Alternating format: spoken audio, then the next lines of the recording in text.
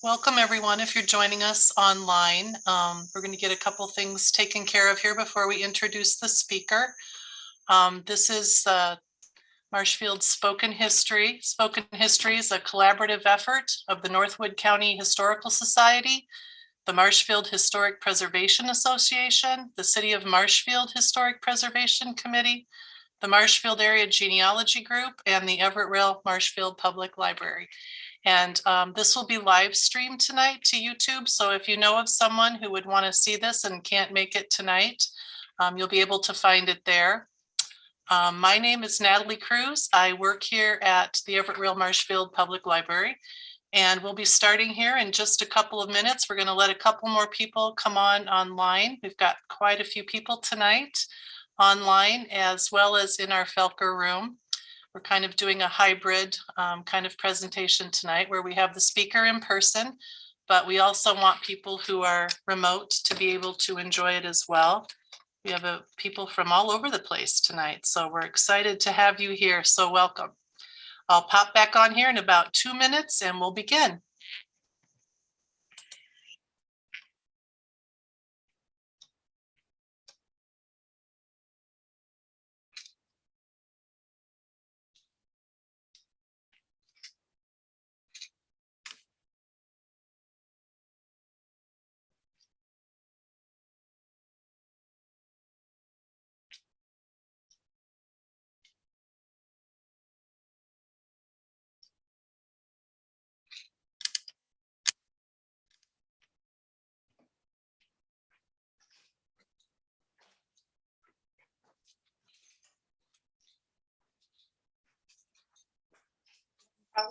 No, it's all good, but when the camera is, because doesn't have it set up so we can see him on the camera.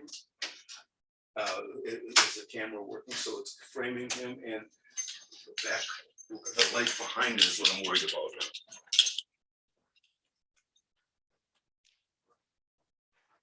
Real quick.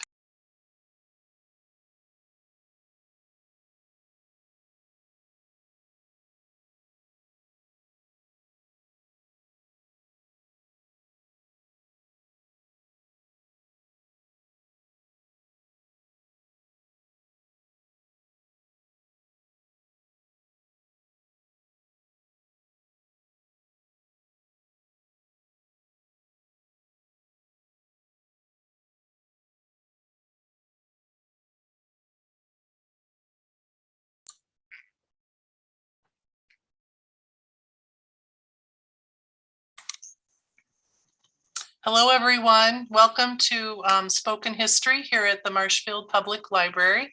We're going to begin here in just a minute. I do want to remind people who are on our online webinar. We have quite a few of you. If you have questions for our speaker tonight, you're going to be able to put that in the Q&A function that you'll find on the bottom of your screen usually.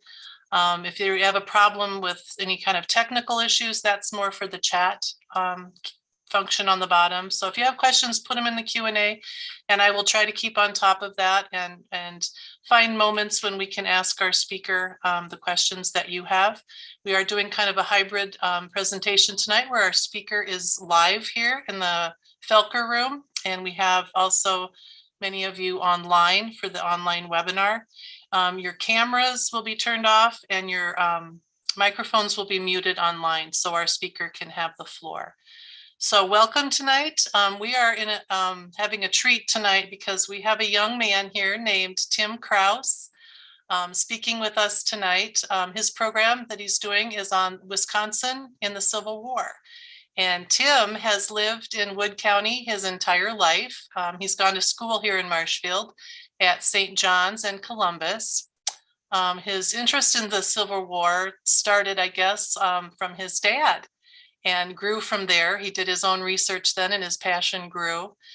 He virtually reenacts the Civil War with friends from all over the world who share this same passion with him. And Tim is currently a college student at the University of Stevens Point, majoring in history. Sounds like he's on the right path there then. So Tim, I'm going to turn it over to you and go ahead and enlighten us on all that you know about the Civil War. All right, awesome. So like she said, I'm Tim Kraus. I'll be talking to you guys today about Wisconsin and the Civil War.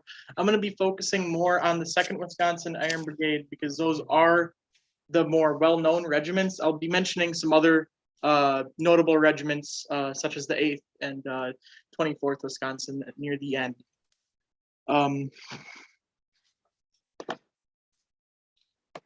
Didn't want to click. All right.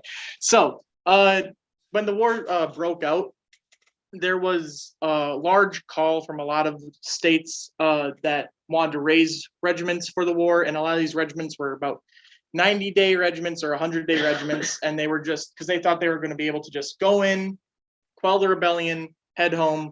They didn't need to have, these super long enlistment times for regiments. So, and Governor Randall was very much behind this idea of raising a bunch of regiments, but Wisconsin being more of a rural state out west in the 1860s did not really have the manpower to do this.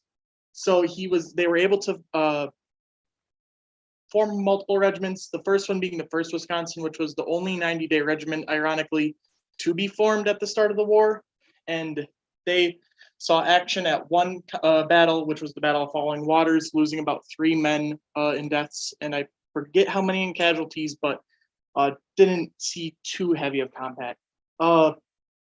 The 2nd regiment being raised was the 2nd Wisconsin, the one I will be talking about today, one that we've even had members that lived in Marshfield and helped grow Marshfield and were major contributors to Marshfield serving. So have you guys heard of Camp Randall, where the Badgers play? That's got its name from Governor Randall, and it's where the Civil War regiments would train and drill for, to get ready to go out to the front.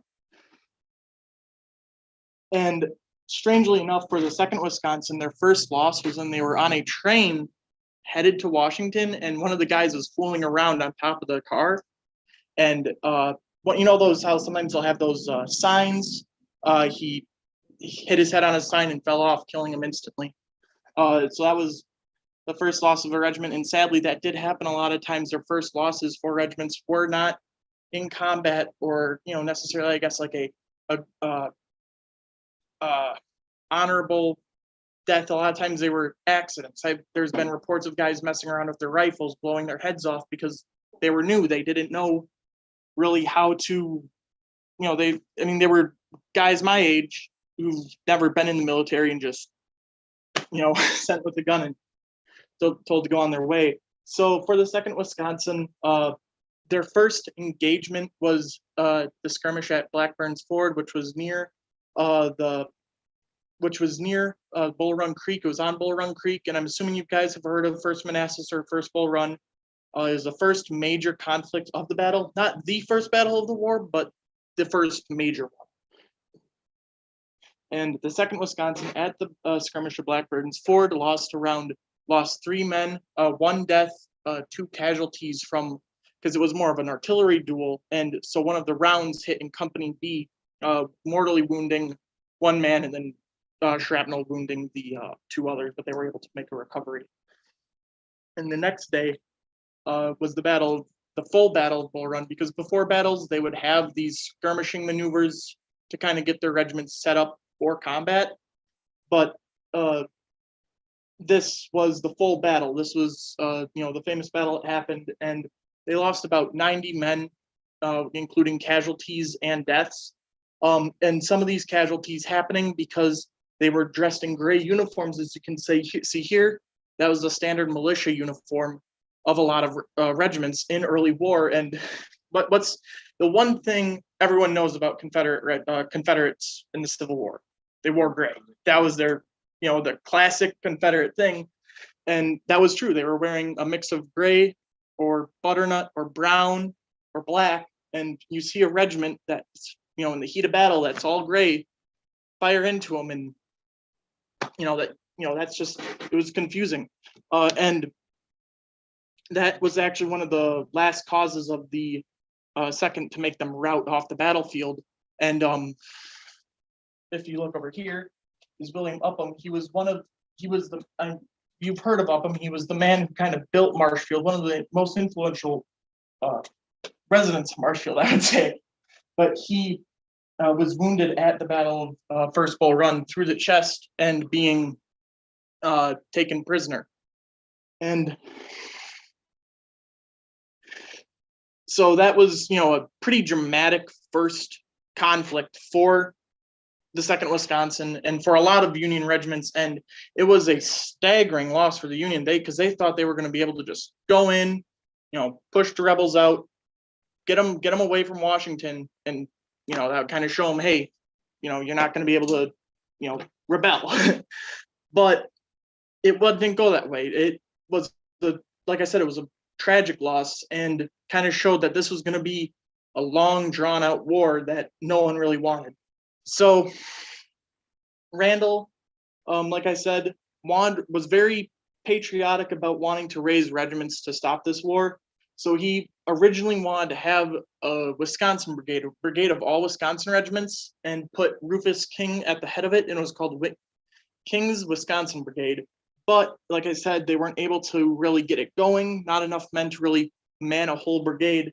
So they had to throw the 19th Indiana into the brigade in the 5th Wisconsin out of said brigade.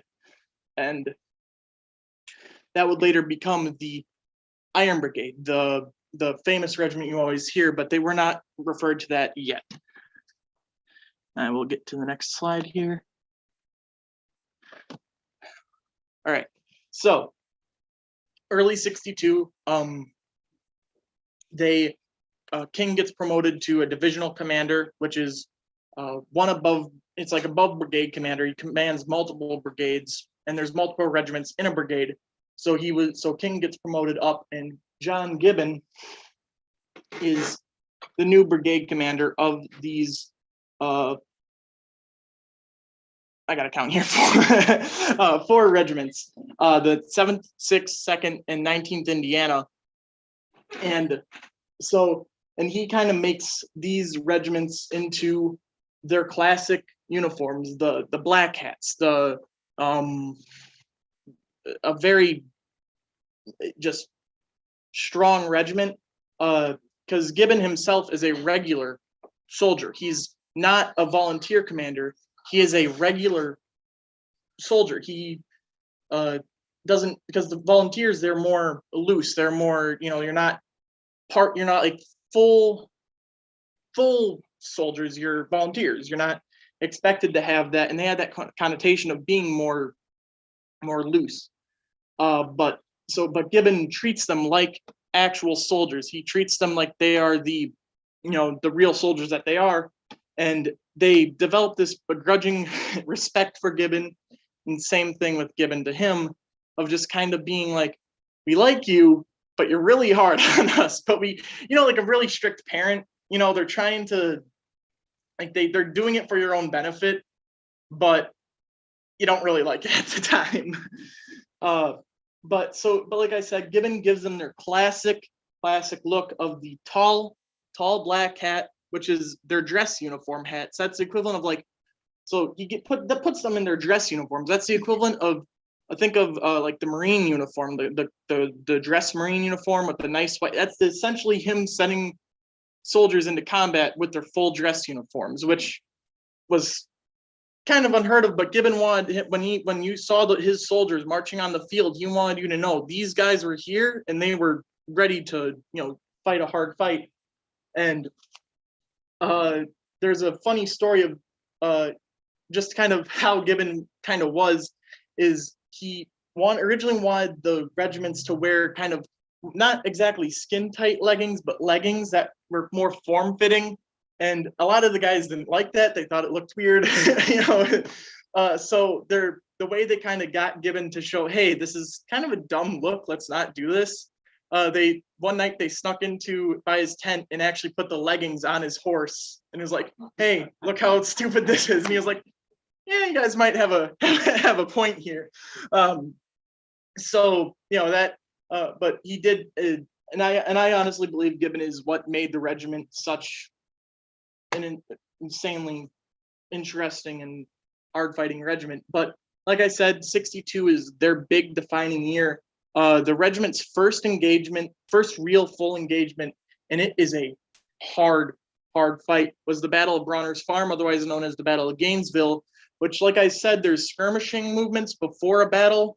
This was one of those, but more than just a skirmishing maneuver. This was a full-blown battle. And this battle was, like I said, tough. So you guys have heard of Stonewall Jackson. He is positioned in a wood line, and so you have a road. The Black Hat Brigade at this point is marching down this road.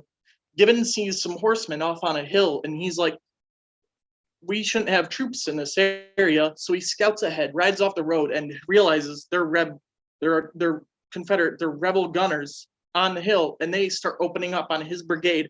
So it was an accidental ambush, but they get jumped, they get scared. So Gibbon gets in the mode, he wheels his regiments off the road, second being the first one, kind of in the middle, the 7th going off to the left, 6th going off to the right, 19th Indiana going off to the far left.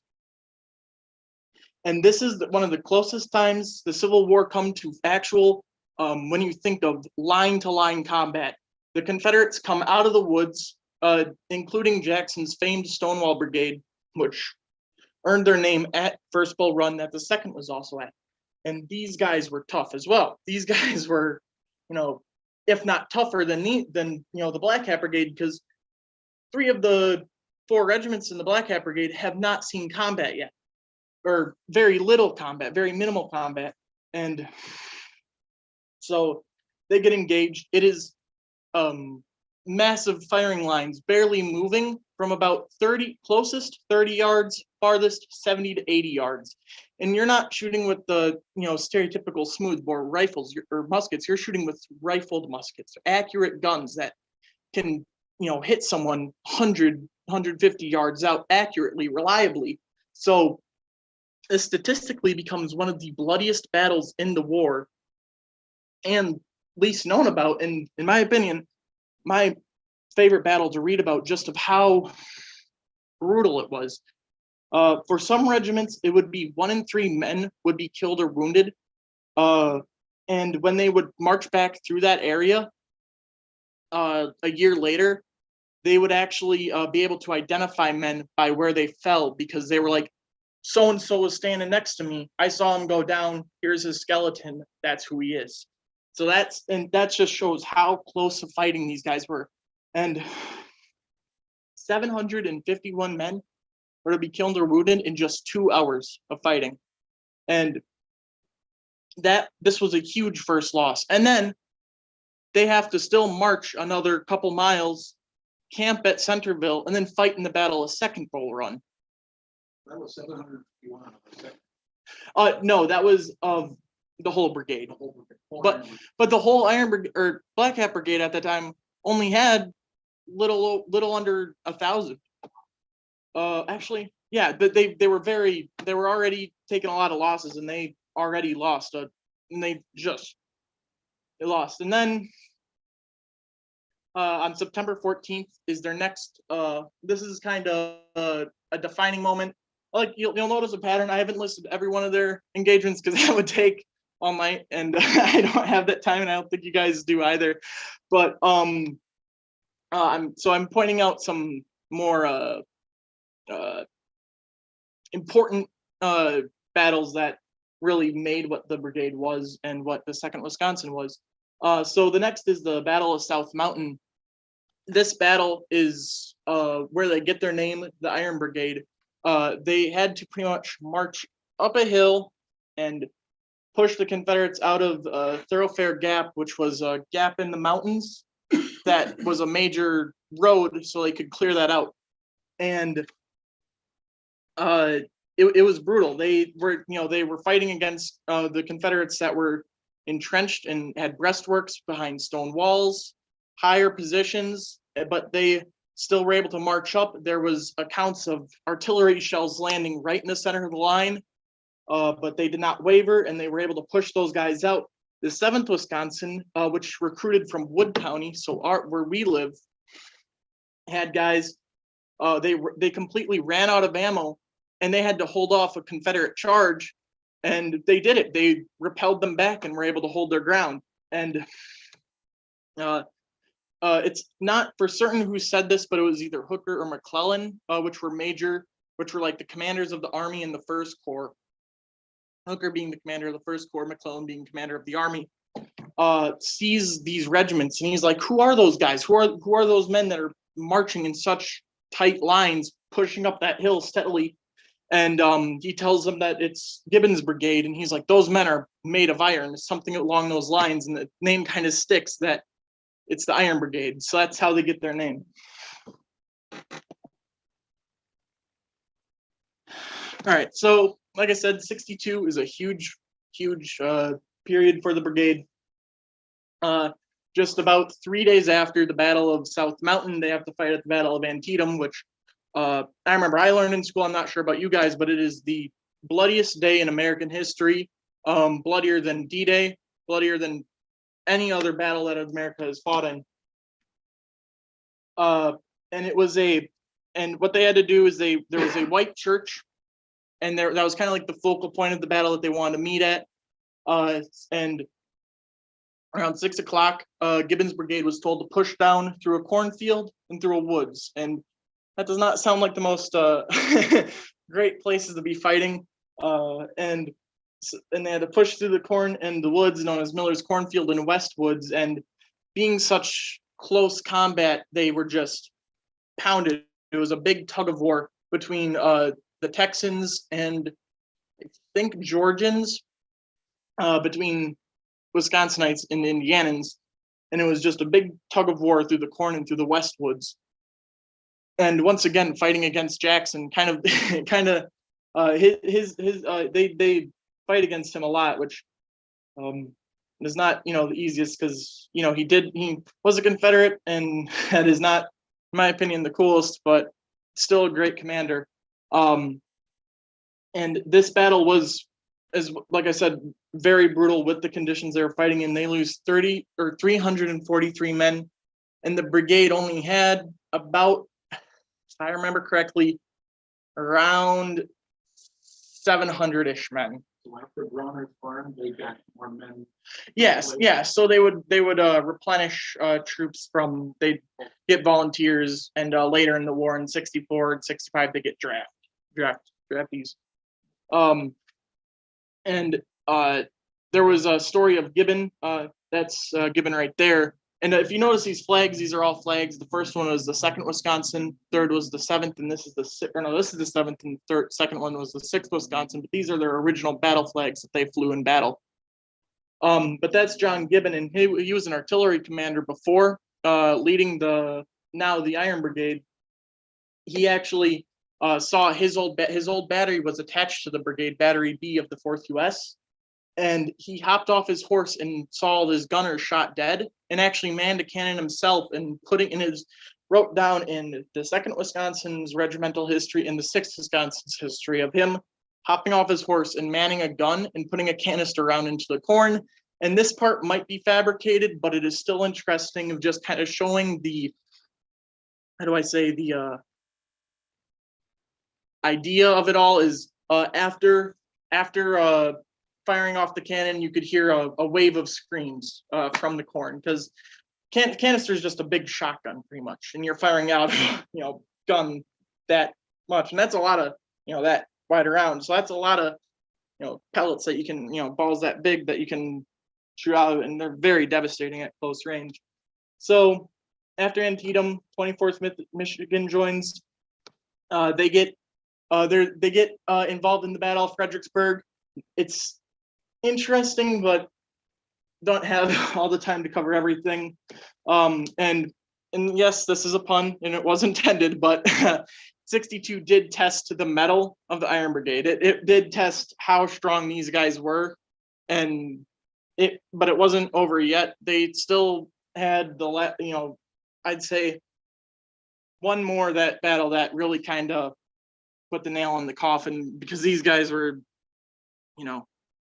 fighting for their lives. But like I said, in just those 2 years, 525 men were killed or wounded or missing, just in 2 years of fighting, and the brigade was effectively cut in half. Yep. Iron Brigade did not fight there. The 69th and an Ohio Regiment fought at Bloody Lane. All right, so skipping ahead a bit, we're skipping Chancellorsville. Not too much crazy action going on there. There was still, of course, notable things. There always is notable things happening. But 63, Gettysburg. Pretty sure we've all heard of Gettysburg. But so the Iron Brigade was sent to relieve Buford's cavalry, which was kind of holding off a Confederate advance coming down the Chambersburg Pike, and First Corps, which the Iron Brigade was at this time in the First Corps of the First Division of the First Brigade. And so they kind of held that, like, you know, they do say we're number one, we're the backbone of the army, we're number one, and they held that with pride. So they marched down the Emmitsburg Road towards the engagement. They can hear the thundering of Buford's cavalry, and when they are marching their way there, YouTube link works.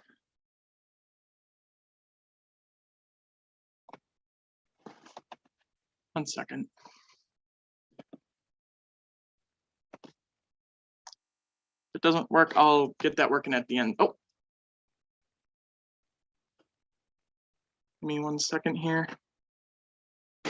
Sorry for the wait, the internet's a little slow, but that's okay.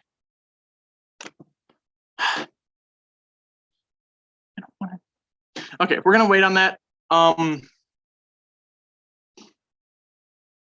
But yeah, so they're marching down the road, and they hear the thundering of Buford's cavalry in the distance. The 6th Wisconsin Dawes Regiment unfurls his colors, so that both regimental and national flag are flying. He kind of wants to get the guys pumped up because he knows this is going to be a tough fight. They come in, relieve Buford's cavalry, and this picture here is the 2nd Wisconsin coming up the ridge called McPherson's Ridge to plunge into McPherson's Woods, where around, I think, what was it?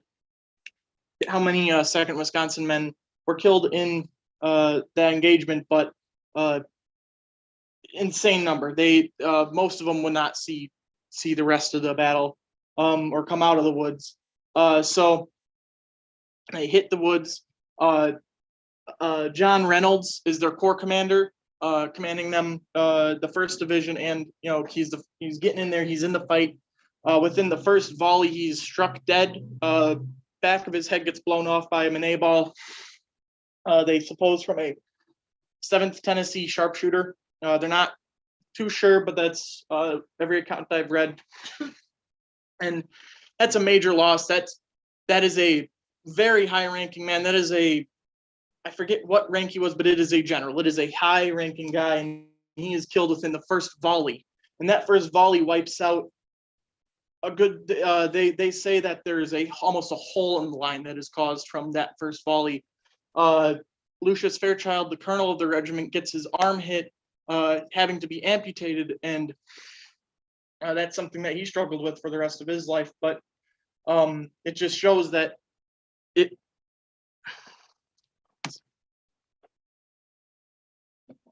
sorry, it's not the most.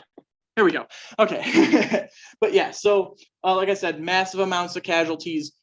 This was, in my opinion, kind of the last major engagement for the Iron Brigade. They still were engaged at the Wilderness and other major battles, but this is like the climax. This is the major last huzzah of them. And it says there they lost 65% of the men of the brigade. They went in with 1,883 men, and they went in with 1,883 men. 1,212 of those men would be killed or wounded. So that is a huge number. I wish the YouTube link would get working. I'll once we finish up here, we'll circle back to that, and I can see if I can get that to work. But even after losing that large amount of men, they continued to fight on Culp's Hill, which is on the other right flank of the battlefield, for the continuing 2 days. And like I said, the 2nd Wisconsin, especially, their term is ending in 64, so they would, this was kind of like their last big action. And this is a little poorly titled because it wasn't necessarily the end of the brigade, but they do say that it was kind of never the same. They weren't given, they felt like they weren't given the respect that they deserved. They were put with, they say, rowdy new recruits of Pennsylvania regiments who, you know, would always slack off, follow the side of the road, wouldn't keep up with forced marches, would steal, would play pranks on each other, and they felt like they had to babysit them. So it was kind of, in a lot of sense, and they weren't even and after the reorganization in 64, they weren't even 111. They were just another random brigade. They felt like they were just kind of thrown to the side. So that didn't necessarily give a lot of guys the major, like the respect like they felt they deserved for, you know, being one of the hardest fighting brigades in the war. So 64, about in July, so this month, around, I'd say 158, 159 years ago, 2nd Wisconsin would muster out. And when they mustered out, the total miles that these guys marched was 1,878 miles in 4 years, which is, these guys probably had some really strong calves, I can tell you that much. But and on a sadder note, in those 4 years, 614 men would be killed, wounded, or missing. And the regiment started out with around 1,000 men. So that's a lot of guys. And 176 of those guys of the original 1,000 men would be able to return to Madison and have that final march, that parade through the city. And they say, I was reading in the 2nd Wisconsin Histories book, and they say it was the greatest feeling you could feel of having all the, because they had, you know, banners waving from every window. They said they were marching, everyone was cheering for them, and it was the hero's welcome they felt they deserved. And even all 176 men, even the wounded ones, were able to muster up the energy to walk onto the podium and have that final meal with the commanders of the regiment and the governor. All right, so like I said, the 2nd Wisconsin and the Iron Brigade were not just the only notable regiments. Wisconsin manned 53 regiments, and so that's a lot of guys to do a lot of awesome things, a lot of heroic things. But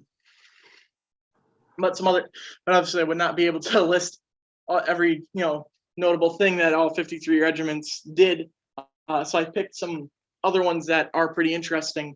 The 8th Wisconsin, here actually, they carried an eagle into combat with them. The eagle's name was Old Abe. He was effectively a celebrity, raising about a little over $20,000 at $16,000 at a world fair, just for people to see him. So he was pretty big, and he survived the whole war. He served with Grant, their regiment served with Grant, them carrying Old Abe into combat at Vicksburg, which is, you know, kind of like the major thing in other notable battles. 15th Wisconsin, they were entirely Scandinavian regiment, and which is really neat. They were, I think, the only entire Scandinavian regiment of the whole war. And they had a intense charge at Chickamauga, and their Colonel Hans Hegg, whose statue is actually out in front of the Madison Capitol building, was killed in that charge as well. 24th Wisconsin, you guys have heard of Douglas MacArthur, correct? His father, Arthur MacArthur, was 19 years old, and he was the youngest colonel of the Civil War, leading the 24th Wisconsin And at Chickamauga again at Missionary Ridge or Mission Ridge, he grabs the colors, and it's where the phrase "on Wisconsin" comes from. He says, "Come on, boys, on Wisconsin," and they charge up the hill. Pretty much, it shouldn't have worked, but it did. But so that's another really interesting thing. There was a company in the first United States sharpshooters, which was like an really crazy thing to have, because this was like one of the like standard elite regiments in the Army of the Potomac. And so at the end here, I just listed some statistics of so Wisconsin mustered 91,327 men for the war. That's I'm not sure what that ranks us in who mustered the most for states, but still a considerable amount of men. 12,301 of those men would die in the war. Like I said, Wisconsin mustered 53 infantry regiments, 4 cavalry regiments, 13 artillery regiments, plus 1 heavy artillery regiment. That came from the 2nd Wisconsin. They detached from the 2nd Wisconsin, and an additional company in the 1st USS. That is the end of my presentation. Feel free to ask questions, and then I'll talk about my artifacts I have over there. So, The sharpshooters, they have unique rifles, or were they just good rifles? they did have unique rifles. They had Sharps rifles. Those are breech loaders, so you cock it like this. Block would drop down. You put your bullet in. That made for faster reloading, and also they were a little bit more accurate. And they also had full green uniforms to kind of go along with the European standard of, because their elite troops were dressed in green, but also it gave camouflage for doing skirmishing tactics. We got any other questions? 2nd and 7th, and everyone using all those men, they replenished, or they just keep shipping them down to both regiments, or they just put them out there? Yeah, so what he asked was if those certain regiments would be replenished, or would they just be replenished everywhere in the Army? And yes and no. If a regiment took considerable losses, they'd send a lot of those guys to those regiments, but sometimes, you'd have one year where they'd get four guys from drafts and maybe like 70 guys from enlistment. But then they'll have another year where they get 100, 200 guys from enlistment. So it just kind of depends. So you didn't always get to fill your ranks? No, like if you read the numbers from the history of the 2nd Wisconsin, you'll see that they go from 1,800-ish men. Then they'll keep slowly decreasing as the years go on. Even at Antietam, which is just 2 years after the original muster, they're already down to about 400, 300 men. So, and that's after, of course, people getting discharged for disabilities, getting killed, wounded, desertions, getting missing, captured. But so a lot of different things transfers to resulting in lesser numbers, but you can see that those regiments would dwindle down very fast. I'm not sure about the rate. I was just doing this last night. I was looking at the numbers, and it's not. It depends, and it depended where you were, and it depended on who your commander was, depended on stuff like that. Because it could be, I've seen desertions where they only would have 20 desertions, and I've seen regiments who'd have 100 desertions, and it just kind of. So I'm not sure of the rate, but it kind of differed depending on what happened.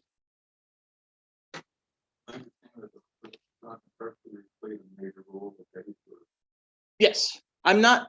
I will say, I'm not too well read on the 1st Wisconsin. I've been wanting to get into them, but it is sometimes kind of hard finding source material on them. But I do know that they did play a role at Gettysburg. And I saw a question back there.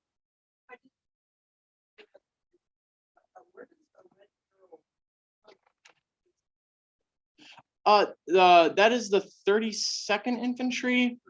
Yeah, and that wasn't, and this was until I think World War I, World War II. No, I think it was World War II. I thought. I could be wrong, but that's not. I know World War II is up, but I'm not this is my strongest suit. So I'd have to, sorry if I'm not able to answer your question. Did you ever hear of Iron Brigade Sergeant capturing the General? Yes, it was actually a private. It was Patrick Maloney, Maloney of the 2nd Wisconsin Company B. He captured General Archer, which was kind of the guy who they were fighting in the McPherson's Woods for the first couple hours of the battle. There's something about you didn't think they were regular army. Yeah, well, I think, and I'm not trying to sound rude or anything, but I think you're getting confused with the Confederates. They thought the cavalry was just Buford's cavalry wasn't federal. They thought they were just some Pennsylvania militia. But then they saw the Black Hats. There's a famous quote. There come those, excuse my language, damn Black Hats coming down the road, and they knew that they were getting entangled with the First Corps. So I think that's where you're thinking of that from. Could that be? But yeah, hey, that's still good that you're able to point that stuff out. I just am curious about the 4 Calvary Regiments. Mhm. Do you know anything about those? I'm not too. I was actually just reading about the Calvary Regiments because I will admit the Western Theater, and that's where a lot of those Calvary Regiments operated. Is kind of I'm not as well versed in it, and I've been slowly working on it. But yeah, so I know they lost the 1st Wisconsin Cavalry, I think, lost 300 men. I know the casualties because I was going over the death rates of each regiment last night. And the 2nd and 3rd lost around 200 men, and then the 4th lost 300 men.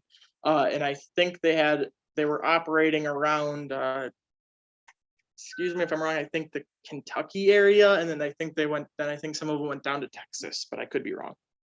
I'm just wondering too about the horses from Wisconsin or from. Probably not. They probably came from all over the area, all over the Union, and kind of probably just where they could just get them, you know. But it's cool you bring that up.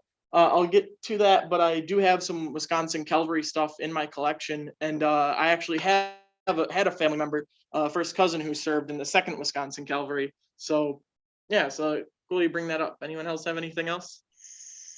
Hey, Tim, we have a question online here Yeah. from Sarah. She says, were there any notable forced marches for Wisconsin Regiment? Yeah. There was so there was a forced march. There was a very notable forced march. It was one of the 30 regiments. I think I want to say 32nd. Excuse me if I'm wrong. I'm trying to go off of memory here.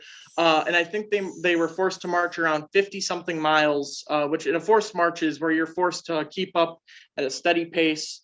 You know, you can only stop every couple times an hour to get a drink of water, and that's about it. So, and I think that was one of the major ones, is when they marched for about 50 something miles, which is still a long way to continue walking. All right. I was surprised to hear that the 2nd Wisconsin was at Blackbird's Ford. Yeah, they didn't really do much. I was just reading about this today too, but they kind of were just ordered to lay in the ground, let the artillery duel pass. And I remember in George Otis's history, which of the 2nd Wisconsin, he notes that you could actually sometimes see the solid shot whiz by, and unfortunately, like I said, one of the shells did land in Company B, wounding and killing 3 men. And the reason I brought that up was because, well, I'm a Civil War enthusiast and a genealogy enthusiast. Okay. So I was working on my brother-in-law's ancestry, Mhm. and his great-grandfather was at Blackburn's Ford Okay. on the rebel side, on the Confederate side. Interesting. He was in the 17th Virginia. He was a sergeant in 17th Virginia Infantry. Wow, that's actually really interesting.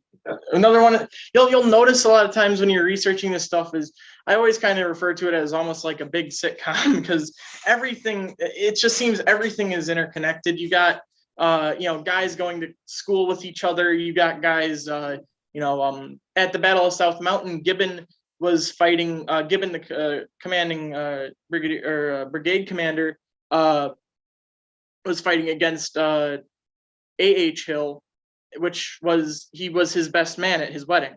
So like I said, there's a lot of this stuff where you just get all these strange coincidences that you just wouldn't think of. So and it's just something that sometimes it's like, a lot of times it's sad, a lot of times it's kind of humorous, just thinking like I said, I always tell my friends it's kind of like a big Civil War sitcom. So yeah. So what happened with Upham after he was wounded? So First Bull Run? yeah, so he was wounded. His commanding officer, William Strong, and I'll actually tell a quick story about Strong after I say this. So he was wounded, shot through his chest. Strong sees him go down, sees the chest hit, said marks him as dead, because you most of the time when you're shot in the chest, you die, which is sad but true. And the Confederates would overrun their position because there was a massive Union retreat off the battlefield. And he was captured along with the surgeon of the 2nd Wisconsin and taken to Libby Prison, where he stayed for about six-ish months, and then would be paroled or given or in a prisoner exchange, the first prisoner exchange actually, where they transfer prisoners, like Confederate prisoners, and like they'd give Confederates their prisoners back, and the Confederates would give Union their guys back. So, and he would later on meet Lincoln, get appointed to West Point, and and then I guess the rest is history. But yeah, so William Strong, really interesting guy. There's an account where he is going off to go look at the scenery along, I forget what river it was, but it was a river. He was just looking at the scenery, and he gets captured by 3 Confederates, 2 cavalrymen, and 1 infantryman, and 6 Confederates. I'm sorry. Sorry, there's sometimes a lot of numbers and I can get them mixed up because it's sometimes hard remembering them all. So if you forgive me for that, but he gets captured and he's like, well, shoot, what am I gonna do? So he's they're walking, they get to a clearing. He realizes they didn't take his guns away.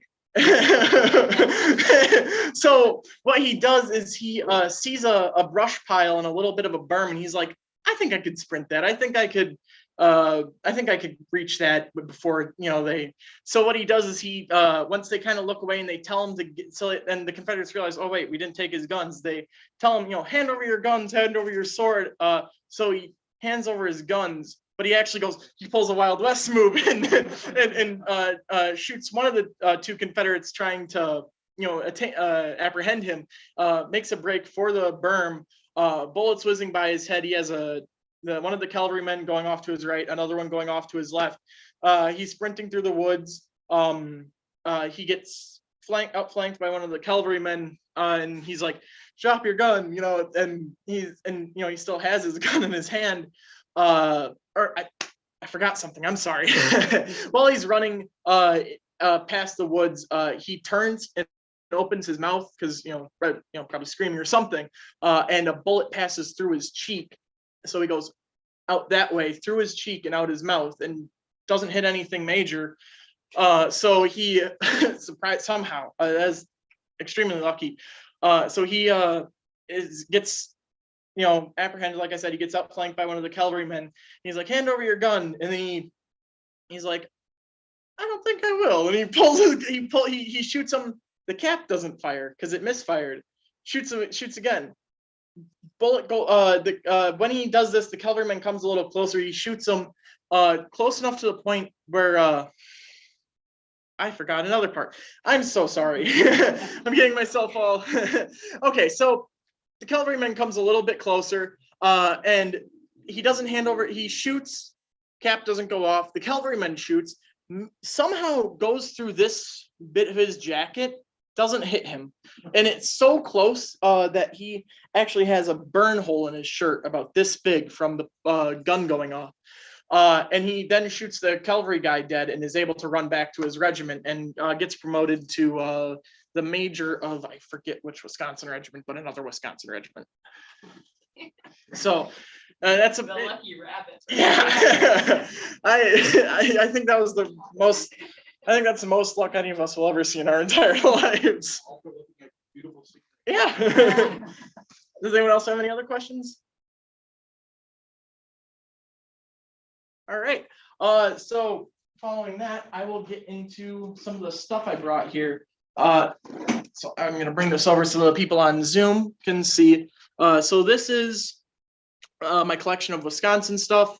A lot of these blue and red and yellow ribbons are post-war GAR ribbons. It's what you'd receive for like going, you know what the VFW is? It's like that, but for Civil War guys is GAR, Grand Army of the Republic. And they'd go to these reunions and get these ribbons for certain things, either like talkers or, just saying out you were here, stuff like that. This is a GAR medal. This is another GAR medal. And this is a ladder badge. That was post-war. But it's for the 4th Wisconsin Cavalry, and it's kind of neat because this is for the 2nd Wisconsin Cavalry, this ribbon here. So that goes with your question there. But yeah, I'll just show so there's that stuff right there. And So these are different cities in Wisconsin. yes, different cities in Wisconsin and Minnesota and St. Paul. Here's Upham. This is after he received his commission as 2nd lieutenant. I'm going to assume it's the pic. I could be wrong, but I'm going to assume it's the picture he got taken for kind of like the, congratulations, you got your 2nd lieutenant commission. And then here's a Wisconsin button found at Falmouth outside of Fredericksburg, where the 6th or the 2nd camped. So it is most likely from an Iron Brigade regiment, and cuff buttons for like, the sleeve. And it's something, I'm not sure if you can see those, but they have little state seals on them. And they most states had their own buttons. They're a little bit more expensive, but where you could get the state seal of your state on your little buttons, which I think is kind of neat. What else? This is a hat pin for kepi or hardy hat. The way it's bent, I almost want to say it's for some sort of wide brimmed hat. And this is an artillery pin for another hat pin. Now just distinguish if you're in artillery or infantry, and different colors meant different branches. So blue, like that sky blue on the hat there, designates infantry. Yellow designates cavalry, hence this, and red designates artillery. And this bullet here was found in, they call it Reynolds Woods or McPherson's Woods, but it's where Reynolds was shot. And the place in Gettysburg where the 2nd Wisconsin saw some of the most brutal fighting. And my prized, I forgot this, CDV of Old Abe, they'd sell these to kind of raise money for the regiments. And my prized possession here is a corps badge noted to Frederick Zahn of the 2nd Wisconsin Company E. I've been trying to do a lot of research for the past 3 years now, but kind of coming to a dead end.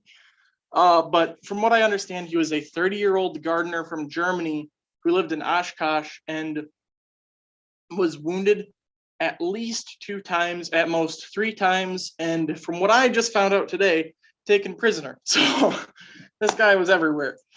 He was wounded at the Battle of First Bull Run, possibly wounded at the Battle of Gainesville, Broner's Farm, or the one I talked about, and then later wounded at Gettysburg, where he was struck in the face, and would actually be able to muster out with the regiment in '64 in July 28th, I believe.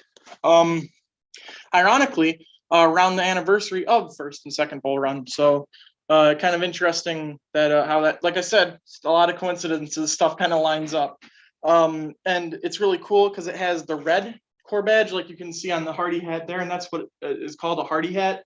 It designates the corps. So first corps is a big old circle. Red designates what division, and red is 1st Division. White is 2nd, blue is 3rd.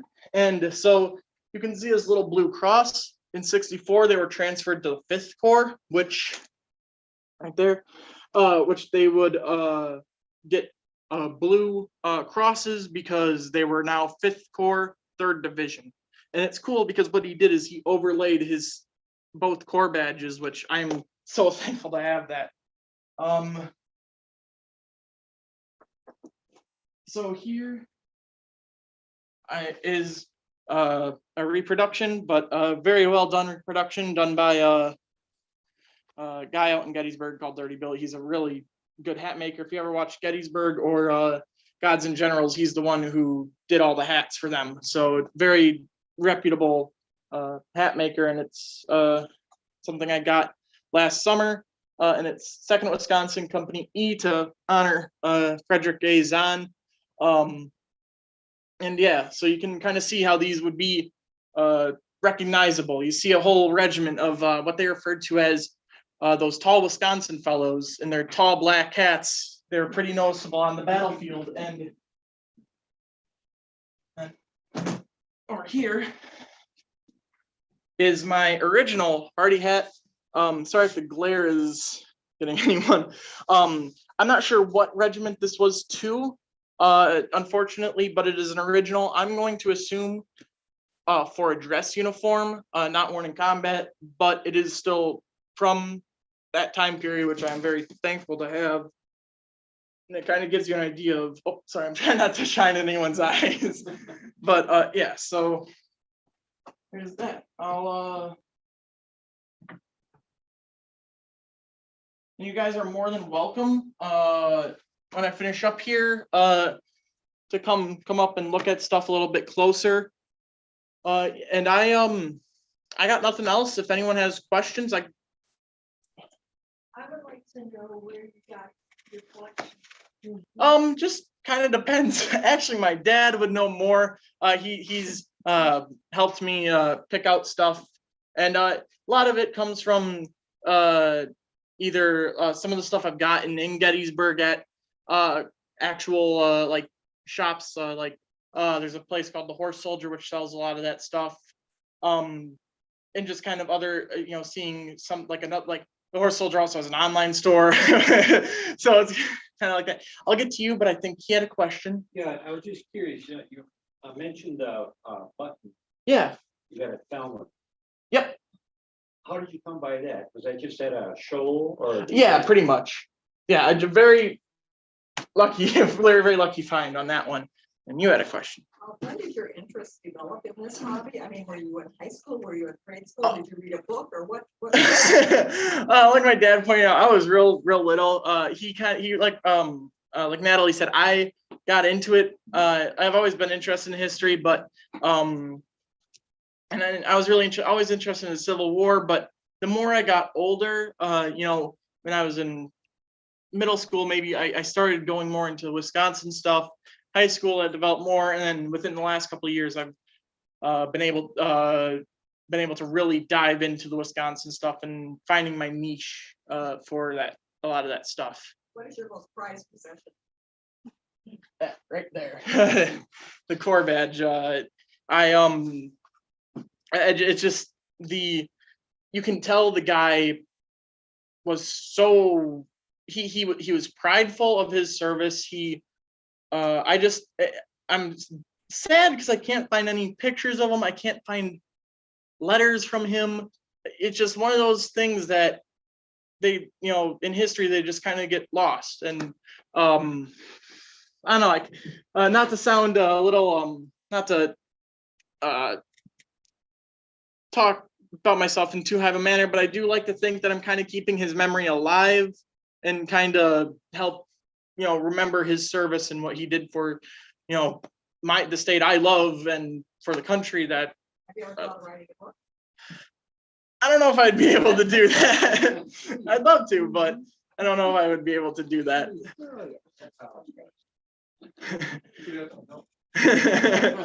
Does anyone else have anything? Oh. For the three guys in it. Oh, yeah. So this is, I think, Company C of the 2nd Wisconsin. 2nd Wisconsin, or just Civil War guys in general, loved to take pictures. They'd actually get in trouble for going into photography stores, or when a photographer, like a press guy, would come by, they'd get in trouble by, you're spending too much time. Come on, go get to your duties. But these guys are from Company C, if I remember correctly, just posing for a picture, and it's a really neat picture. It's from the Madison Historical Society of them just posing, and you can really see their outfits with the tall black hats and their frock coats and stuff like that.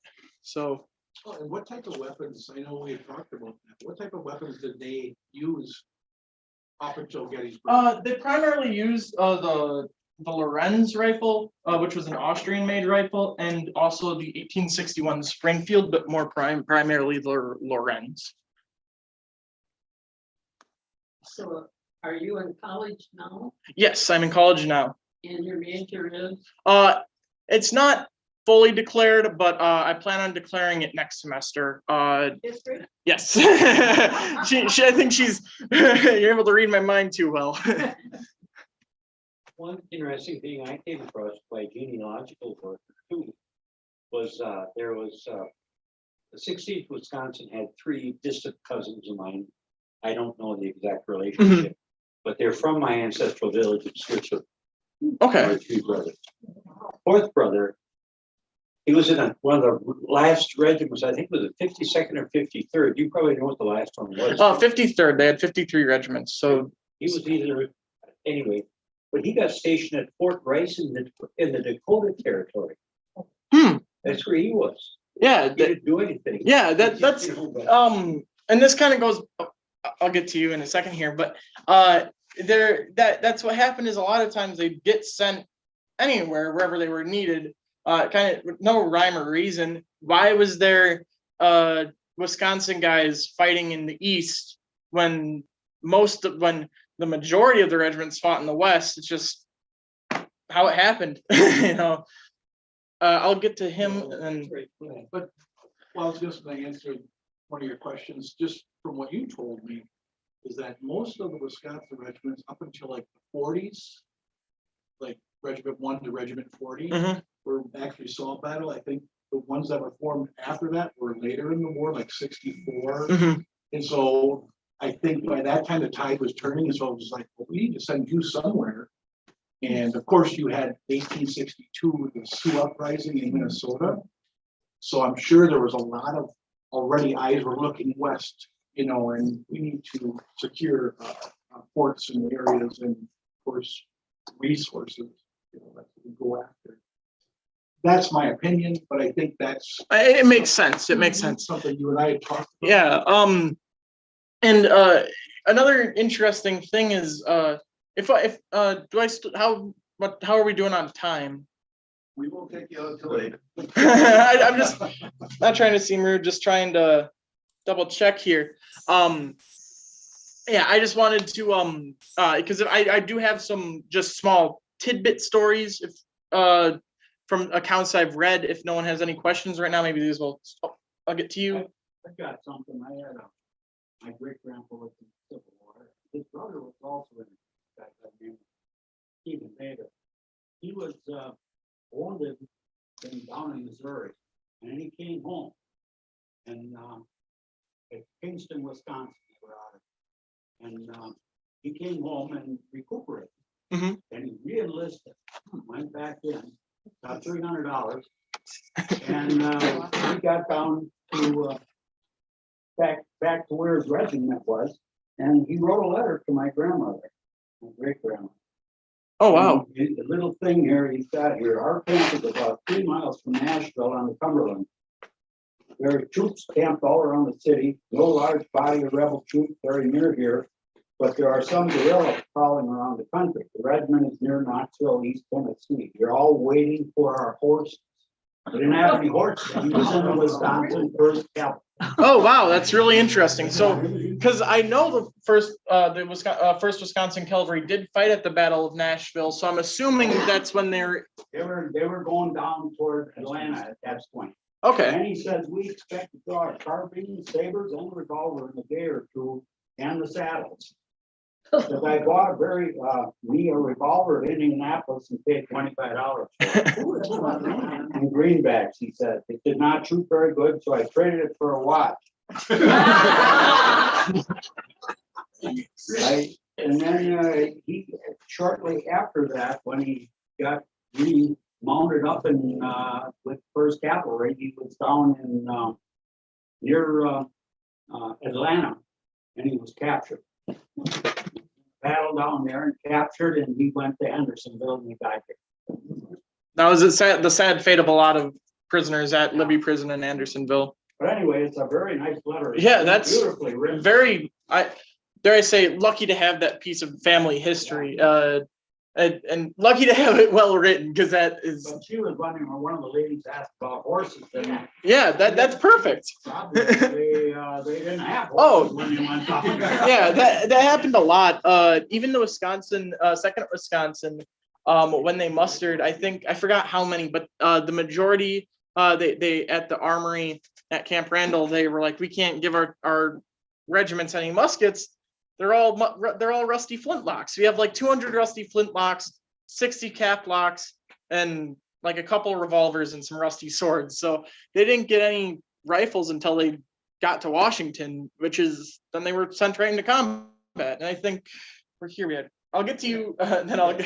I'm just kind of curious, Tim and I were chatting about Dark Horse, and with all the people here, does anyone have any idea about the Dark Horse that was posted here? Don, we actually, Did you find some stuff? Or I'm depends still what you're working. looking for. Yeah, well, you were having me gather information. Yeah, yeah, on the 'cause- American Legion, but I don't know, I haven't gotten in contact with this guy yet, so. yeah, because me and Don have figured some stuff. From what we could tell, it moved around a lot to different businesses owned by Civil War veterans, most notably Benjamin. Was it Benjamin? Oh, William Hinman. Sorry, I was reading another guy that was named Benjamin Hinman, but yeah, he owned a hotel, and they held it there at one point, and it just kind of moved around depending on, you I know. thought all the people here. Yeah. Information, I thought maybe someone would know about that. The big question isn't so much about where they met as what happened to their things when they broke up. Mhm. After the last Civil War soldier died in the 1930s, what happened to the records for the James Plain Post here in Marshfield? I'm gonna check into that. That's what the big question is. Did you play that song? Yeah, I'll try to get that pulled up. I think everybody would enjoy that, knowing that that was played at Gettysburg the day of the first day's battle. If I can get some of this stuff down here. Let me. While you're working on that, I just got something. Yeah, feel free. This gentleman's remark about cavalry horses. You know, Lincoln used to get a daily report. Somebody come over from the War Department. And this happened. This guy came over, an officer came over one morning and we're talking a bunch of material and mentioned in passing that the rebels had raided one of their outposts somewhere. And they said they captured a brigadier general and ran off all the mules and horses. And Lincoln, pause there a second. He said, well, I'm not so worried about the general. He said, I can make those. The horses. Yeah, That's a good story. that is a really good story. Lincoln for you right there. All right. Hopefully the library doesn't mind that I am going on YouTube on this computer. But horses and mules cost money. Yeah. We don't mind at all, Zach. We haven't had luck with YouTube's being really working Yeah, when we do a power. It doesn't seem to be working.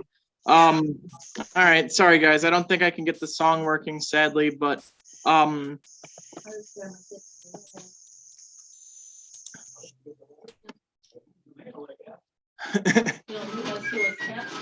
it worked. Hey. This is what they played. Yeah, so this song is The Camp Bells Are Coming, and it was Rufus Dawes ordered their regimental band to strike this song when they're marching down the Emmitsburg Pike to meet the Confederates. So this is the last piece of music that 300 guys heard before they died, and I'm not sure. It's hard to they do list when they were a musician, but it's hard to figure out. It would take a while to piece all that together.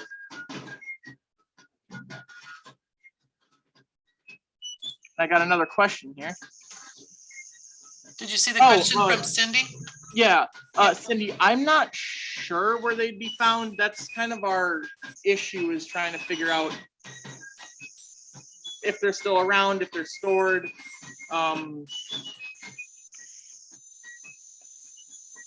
Should only be a minute and 12 seconds. I don't.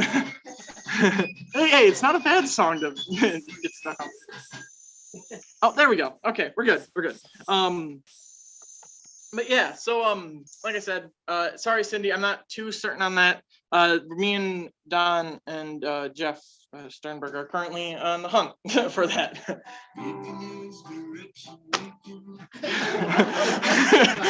This isn't Civil War music. Come on.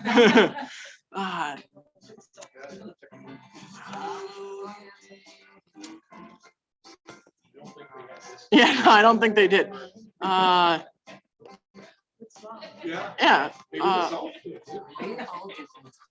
Okay, I'm gonna assume.